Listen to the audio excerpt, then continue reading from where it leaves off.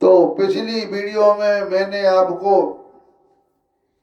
स्कंदमणि और भगवान की दो शादियों के बारे में बताया था कि जामवंत की लड़की जामवंती और सत्यवती की कन्या सत्यभामा की शादी भगवान से हो गई है। उसके बाद जो भगवान के अनेक विवाह हुए हैं वो कैसे और किस तरह हुए हैं उसके बारे में सत्संग में बता रहा हूँ। तो सुखदेव जी राजा परीक्षित से कह रहे हैं कि अब पांडवों का पता चल गया था कि लक्ष्य भवन में जले नहीं। एक बार भगवान श्री कृष्ण ने उनसे मिलने के लिए इंद्रप्रस्थ पधारे। उनके साथ सात्विक आदि बहुत से यदुवंशी भी थे। जब वीर पांडवों ने देखा कि सर्वेश्वर भगवान श्री कृष्ण पधारे हैं तो वे जैसे प्राण का संचार होने पर सभी इंद्रियां सचेत हो जाती हैं, वैसे ही वे सब के सब एक साथ उठ खड़े हुए।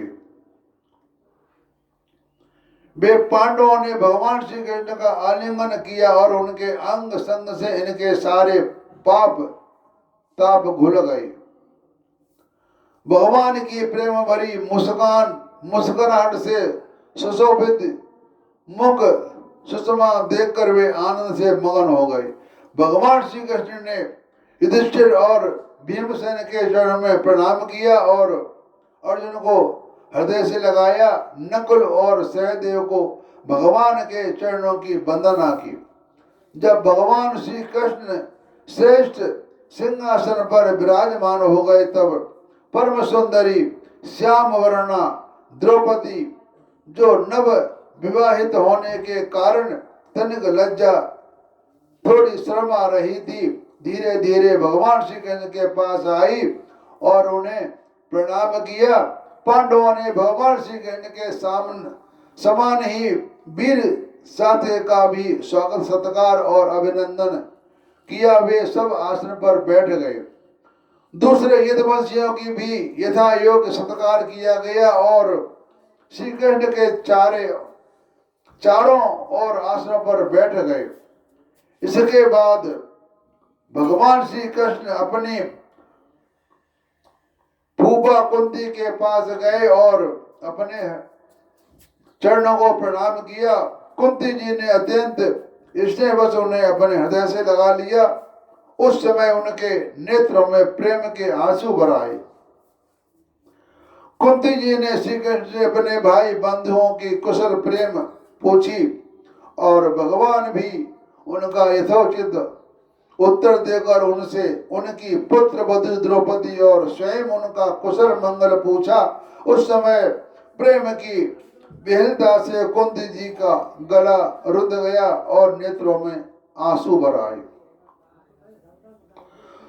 तो भगवान ने के पूछे पर उन्हें अपने पहले के कलेश पर कलेश याद आने लगे और वे अपने को बहुत संभाल कर जिनका दर्शन समस्त कलेशों का अंत करने के लिए हुआ करता है उस भगवान श्री कृष्ण से कहने लगी। श्री कृष्ण, जिस समय तुमने हम लोगों को अपना कुटुंबी संबंधी समझकर स्मरण किया और हमारा कुशल मंगल जानने के लिए भाई अक्रूर को भेजा, उसी समय हमारा कल्याण हो गया। हम अनाथों को तुमने श्राद्ध कर दिया और मैं जानता हूं कि संपूर्ण जगत के परम हितैषी सुहृदय और आत्मा है, यह अपना है और यह पराया। इस प्रकार की भ्रांति तुम्हारे अंदर नहीं है। ऐसा होने पर श्री कृष्ण जो सदा तुम्हें याद करते हैं उनके हृदय में आकर तुम बैठ जाते हो और उनकी कलेश परंपरा को सदा के लिए मिटा देते हो। युधिष्ठिर जी ने कहा कि सर्वेश्वर श्री कृष्ण, हमें इस बात का पता नहीं कि हमने अपने पूर्व जन्म में या इस जन्म में कौन सा कल्याण साधन किया है। आपका दर्शन बड़े बड़े योगेश्वर भी बड़ी कठिनता से प्राप्त कर पाते हैं और हम कुबुद्धियों को घर बैठे ही आपके दर्शन हो रहे हैं। राजा युधिष्ठिर ने इस प्रकार भगवान का खूब सम्मान किया और कुछ दिनों वहां रहने की प्रार्थना की। इस पर भगवान श्री कृष्ण इंद्रप्रस्थ के नर नारियों को अपनी रूप माधुरी से नयनानंद का दान करते हुए बरसात के 4 महीनों तक सुखपूर्वक वहीं रहे। तो परीक्षित एक बार वीर शिरोमणि अर्जुन ने गांडीव धनुष और अक्षय बाण वाले 2 तरकस लिए तथा भगवान श्री कृष्ण के साथ कवच पहनकर अपने उस रथ पर सवार हुए जिस पर बानर चिन्हों से चिन्हित ध्वजा लगी हुई थी। इसके बाद विपक्षी वीरों का नाश करने वाले अर्जुन उस गहन वन में शिकार खेलने गए जो बहुत से सिंह, बाघ आदि भयंकर जानवरों से भरा हुआ था। तो वहां उन्होंने बहुत से बाघ, सूअर, भैंसे, काले हिरण, सर्प, गवय, गैंडे, हरिण, खरगोश यानी जंगली जानवरों को देखा। उनमें से जो यज्ञ के योग्य थे उन्हें सेवकगण पर्व का समय जानकर राजा युधिष्ठिर के पास ले गए। अर्जुन शिकार खेलते खेलते थक गए थे। अब वे प्यास लगने पर यमुना जी के किनारे गए। तो भगवान श्री कृष्ण और अर्जुन दोनों महारथियों ने यमुना जी में हाथ पैर धोकर उनका निर्मल जल पिया और देखा कि परम सुंदरी कन्या वहां तपस्या कर रही है। उस श्रेष्ठ सुंदरी जी की जांग, दांत और मुख अत्यंत सुंदर थे और अपन प्रिय श्री कृष्ण के भेजने पर अर्जुन ने उसके पास जाकर पूछा कि सुंदरी तुम कौन हो, किसकी पुत्री हो, कहां से आई हो और क्या करना चाहती हो। तो ऐसा समझता हूं कि तुम अपने योग्य पति चाह रही हो। हे कल्याणी तुम अपनी सारी बात बतलाओ। तब कालिंदी ने कहा कि मैं भगवान सूर्यदेव की पुत्री हूँ। वह सर्वश्रेष्ठ वरदानी भगवान विष्णु से पति के रूप में प्राप्त करना चाहती हूँ। यमुना जी ही कालिंदी से कहते हैं। यमुना और कालिंदी एक ही बात है। तो वीर अर्जुन, मैं लक्ष्मी के पास आश्रय भगवान को छोड़कर किसी को अपना पति नहीं बना सकती। अनाथों के एकमात्र सहारे प्रेम वितरण करने वाले भगवान श्री कृष्ण मुझ पर प्रसन्न हो। मेरा नाम है कालिंदी। यमुना जल में मेरे पिता सूर्य ने मेरे लिए एक भवन भी बनवा दिया था, उसी में मैं रहती हूँ। जब तक भगवान का दर्शन न होगा मैं वहीं रहूंगी। अर्जुन ने जानकर भगवान श्री कृष्ण को सारी बातें कही। वे तो पहले से ही ये सब कुछ जानते थे। अब उन्होंने कालिंदी को अपना रथ पर बिठा लिया और धर्मराज युधिष्ठिर के पास ले आए। इसके बाद पांडवों को प्रार्थना से भगवान श्री कृष्ण ने पांडवों के रहने के लिए एक अत्यंत अद्भुत और विचित्र नगर विश्वकर्मा के द्वारा बनवा दिया। तो भगवान इस बार पांडवों को आनंद देने और उनका हित करने के लिए वहां बहुत दिनों तक रहे। इसी बीच अग्निदेव को खांडव वन दिलाने के लिए अर्जुन के सारथी बने। यह खांडव वन दिल्ली के अंदर विराजमान है, जहां पर जिसे हम पुराना किला कहते हैं वह खांडव वन है। तो खांडव वन का भोजन मिल जाने से अग्निदेव बहुत प्रसन्न हुए। उन्होंने अर्जुन को गांडीव धनुष, 4 श्वेत घोड़े और एक रथ, 2 अटूट बाण वाले तरकस और एक ऐसा कवच दिया जिसे कोई अस्त्र शस्त्रधारी भेद न सके। तो खांडव दाह के सामने अर्जुन ने मैदानों को जलने से बचा लिया था। इसलिए उसने अर्जुन से मित्रता करके उनके लिए एक परम अद्भुत सभा बना दी। उसी सभा में दुर्योधन को जल में स्थल और स्थल में जल का भ्रम हो गया था। जी तो खत्म आगे धन्य होगा बन सकते जी कैसे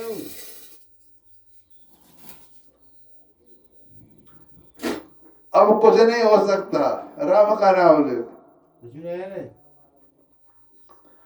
कुछ दिनों तक बाद भगवान श्री कृष्ण अर्जुन को अनुमति एवं अन्य संबंधियों का अनुमोदन प्राप्त करके सात्विक आदि के साथ द्वारका लौट आए और वहां आकर उन्होंने विवाह के योग्य ऋतु और ज्योतिष शास्त्र के अनुसार प्रशंसित पवित्र जल में कालिंदी जी का पर्ण ग्रहण किया। इससे उनके स्वजन संबंधियों को परम मंगल और परमानंद की प्राप्ति हुई। अवंती, पहले उज्जैन का नाम अवंती था, देश के राजा थे बिंद और अनुबिंद। ये दुर्योधन के यशवर्ती तथा अनुयायी थे। उनकी बहन मित्रविंदा ने स्वयंवर में भगवान श्री कृष्ण को ही अपना पति बनाना चाहा, परंतु बिंद और अनुबिंद ने अपनी बहन को रोक दिया था। तो परीक्षित मित्रविंदा श्री कृष्ण की फूफा राजादी देवी की कन्या थी। भगवान श्री कृष्ण राजाओं को भरी सभा में उसे बरबूरों घर ले गए और सब लोग अपना सा मुंह लिए देखते ही रह गए। जब पंडित जी आए उनको दे देना, बना के ले आएंगे। तो परीक्षित कौशल देश के राजा थे, नग्नचित और वे अत्यंत धार्मिक थे। उनकी परम सुंदरी कन्या का नाम था सत्या और नग्नचित की पुत्री होने से वह नग्नचित की भी कहलाती थी। परीक्षित उस राजा की प्रतिज्ञा के अनुसार सारा दुर्दांत बहनों पर विजय प्राप्त न करके सकने के कारण कोई राजा उस कन्या से विवाह न कर सके, क्योंकि उनके सींग बड़े तीखे थे और बैल किसी वीर पुरुष की गंध भी नहीं सह सकते थे। जब यदुवंश शिरोमणि भगवान श्री कृष्ण ने यह समाचार सुना कि पुरुष उन बैलों को जीत लेगा, उसे ही से प्राप्त होगा, तब वे बहुत बड़ी सेना लेकर कौशलपुरी में पहुंचे। कौशल नरेश ने महाराजा नग्नचित ने बड़ी प्रसन्नता से उनकी अगवानी की और आसन आदि देकर बहुत बड़ी पूजा सामग्री से उनका सत्कार किया। तो भगवान श्री कृष्ण ने भी उनका बहुत बहुत अभिनंदन किया। राजा नग्नचित की कन्या सत्या ने देखा कि मेरा चिर अभिलषित रमा रमन भगवान श्री कृष्ण यहाँ पधारे हैं, तब उसने मन ही अभिलाषा की कि यदि मैंने व्रत नियम आदि का पालन करके इन्हीं का चिंतन किया है तो वे ही मेरे पति हो, मेरे विशुद्ध लालसा को पूर्ण करें। नग्नचित की सत्या मन ही मन सोचने लगी। भगवती लक्ष्मी ब्रह्मा शंकर आदि बड़े बड़े लोकपाल जिनके पद पंकज का पराग अपने सिर पर धारण करते हैं और जिन प्रभु ने अपनी बनाई हुई मर्यादा का पालन करने के लिए ही समय समय पर आने की लीला अवतार ग्रहण किए हैं, वे प्रभु मेरे किस धर्म व्रत अथवा नियम से प्रसन्न होंगे? वे तो केवल अपनी कृपा से प्रसन्न हो सकते हैं। तो राजा नग्नचित ने भगवान श्री कृष्ण की विधि पूर्वक पूजा की और प्रार्थना की। जगत के एकमात्र स्वामी नारायण, आप अपने सर्वभूत आनंद से ही परिपूर्ण है और मैं ही एक तुच्छ मनुष्य हूँ, मैं आपका क्या सेवा करूं? तो सुखदेव जी कहते हैं कि परीक्षित राजा नग्नचित का दिया हुआ आसन पूजा आदि स्वीकार करके भगवान श्री कृष्ण बहुत संतुष्ट हुए और उन्होंने मुस्कुराते हुए मेघ के समान गंभीर वाणी से कहा कि जो क्षत्रिय अपने धर्म में स्थित है उसका कुछ भी मांगना ठीक नहीं। धर्मज्ञ विद्वानों ने उसके उस कर्म की निंदा की है कि फिर भी मैं आपसे सौहार्द का प्रेम का संबंध स्थापित करने के लिए आपकी कन्या चाहता हूँ। हमारे यहाँ इसके बदले में कुछ शुल्क देने की प्रथा नहीं है। राजा नंगजित ने कहा कि प्रभु आप समस्त गुणों के धाम हैं, एकमात्र आश्रय हैं। आपके वक्ष स्थल पर भगवती लक्ष्मी नित्य निरंतर निवास करती है। आपसे बढ़कर कन्या के लिए अभीष्ट वर भला और कौन हो सकता है। परंतु यदवत शिरोमणि हमने पहले इस विषय में एक प्रण कर लिया है। कन्या के लिए कौन कौन सा उपयुक्त है, उनका बल पुरुष कैसा है, हमारे ये 7 बैल किसी के बस में न आने वाले और बिना सदाए हुए हैं। इन्हें बहुत से राजकुमारों के अंगों से खंडित करके उनका उत्साह तोड़ दिया है। श्री कृष्ण यदि इन्हें आप ही नाथ ले अपने बस में कर ले तो लक्ष्मी पति आप ही हमारे कन्या के लिए अभीष्ट वर देंगे। उनकी शर्त थी कि हमारे ये 7 बैल हैं, ये बहुत मरकने हैं और इनको आप बस में कर ले तो हम अपनी कन्या का विवाह आपके साथ कर देंगे। तो भगवान श्री कृष्ण ने राजा नंगजित का ऐसा प्रण सुनकर कमर में फेंट कस ली और अपने 7 रूप बनाकर खेल में उन बैलों को नाथ लिया और इससे बैलों का घमंड चूर हो गया और उनका बल पौरुष भी जाता रहा। अब भगवान श्री कृष्ण उन्हें रस्सी से बांधकर इस प्रकार खींचने लगे जैसे खेलते समय नन्हा सा बालक काट के बैलों को घसीटता है। राजा नंगजित को बड़ा विस्मय हुआ और उन्होंने प्रसन्न होकर भगवान श्री कृष्ण को अपनी कन्या का दान कर दिया और सर्वशक्तिमान भगवान श्री कृष्ण को भी अपने अनुरूप पत्नी सत्या का विधि पूर्वक परिग्रहण किया। रानियों ने देखा कि हमारी कन्या को उसके अत्यंत प्यारे भगवान श्री कृष्ण ही पति के रूप में प्राप्त हो गए हैं। तब उन्हें बड़ा आनंद हुआ और चारों ओर बड़ा भारी उत्सव मनाया जाने लगा और शंख ढोल नगारे बजने लगे, सब और गाना बजाते होने लगे। ब्राह्मण आशीर्वाद देने लगे, सुंदर वस्त्र पुष्पों के हार और गहनों से सज धज कर नगर के नर नारी आनंद मनाने लगे। तो राजा नंगजित ने 10,000 गौवें और 3,000 ऐसी नवयुवती दासियां दी जो सुंदर वस्त्र तथा गले में स्वर्ण पहने हुए थे, दहेज में दी। इसके साथ ही 9,000 हाथी, 9 लाख रथ और बहुत सारों को धन दान दिया। और भगवान श्री कृष्ण को पूपा शुद्ध कीर्ति के देश में ब्याही गई थी। उनका कन्या का नाम था भद्रा। उसके साथ 17 दिन आदि से उसे स्वयं भगवान श्री कृष्ण को दे दिया और उसका परिग्रहण किया। और मध्यप्रदेश के राजा की कन्या थी लक्ष्मणा। वह अत्यंत सुलक्षणा थी। जैसे गरुड़ ने स्वर्ग से अमृत का हरण किया वैसे ही भगवान श्री कृष्ण ने स्वयंवर में अकेले ही उसे हर लिया था। तो परिस्थिति इस प्रकार श्री कृष्ण की और भी सहस्त्र स्त्रियां थी। उन परम सुंदरियों को वे भौमासुर को मारकर उसके बंदी गृह से छुड़ा लिए। तो मैंने आपको ये आज कथा सुनाई जिसमें भगवान की 2 शादी और हुई हैं। अब मैं बड़ी वाणी को विश्राम देता हूँ।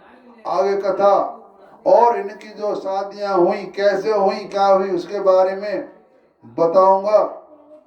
हरिओम तत्सत।